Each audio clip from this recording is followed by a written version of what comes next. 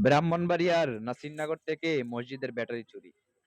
জানা যায় গত ২-১-২০২৫ রাত্র আনুমানিক ১টার সময় ব্রাহ্মণবাড়িয়া জেলা নাসিরনগর উপজেলার ভোলাকুট বাজার পূর্বপাড়া জামে মসজিদে এই ঘটনাটি ঘটে। ২ তারিখ রাত্র আনুমানিক ১টার সময় মসজিদের জানালা ভেঙে ব্যাটারি নিয়ে দরজা খুলে পালিয়ে যায় চোর। ঘটনাটা গেছে রাত্রের আগের রাত্রে প্রায় অনুমানিক ১টা বাজে। জানালা ঢুকছে, ঢুকতে সাইরা ব্যাটারিটা লইয়া ইদিক দিয়া দরজা ঘুষায় বাইরিছে। এই ঘটনা কি একটু বলেন? ঘটনা হইলো গত রাত্রের আগের রাত্রে। হুম বাজারের যে যে মসজিদ, বাজারের হ্যাঁ, পূর্বপাড়া বাজারের মসজিদ দক্ষিণ পাশে, বাজারের দক্ষিণ পাশে আহ, রাত্র আনুমানিক ১টা হবে।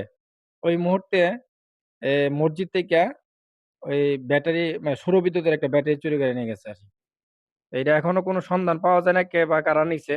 তো অনেক সন্ধান চালাইছে, হয়তো যদি কোনো সন্ধান পাওয়া যায় তাহলে আমরা খোঁজ করে দেখতেছি। কিন্তু এরকম হইলে যদি মসজিদ নিরাপদ না থাকে তাহলে আমরা কিভাবে দেশে সুন্দরভাবে বা নিরাপত্তাভাবে আমরা চলাফেরা করব? আমরা তো গ্রাম অঞ্চলের মানুষ, অনেক আতঙ্কের মধ্যে আছি। কারণ বিভিন্নভাবে চুরি ডাকাতি বিভিন্ন জায়গায় হইতাছে। কিছুদিন আগে আমার মসজিদের পাশেই আমার এক দোকান। এখান থেকে আমার প্রায় ৳১,০০,০০০ উপরে চুরি করে নিয়ে গেছে। এরকমভাবে অনেক জায়গায় চুরি ডাকাতি হইতাছে। ক্যাশ থেকে নিয়ে গেছে, ক্যাশ ভাইঙ্গা। জোহরের নামাজ পড়তে আসছিলাম এই মসজিদেই। আজকে আবার ২ দিন হইছে আবার এই মসজিদ থেকে ব্যাটারি নিয়ে গেছে। এখন আমরা এটা কি করতে পারি?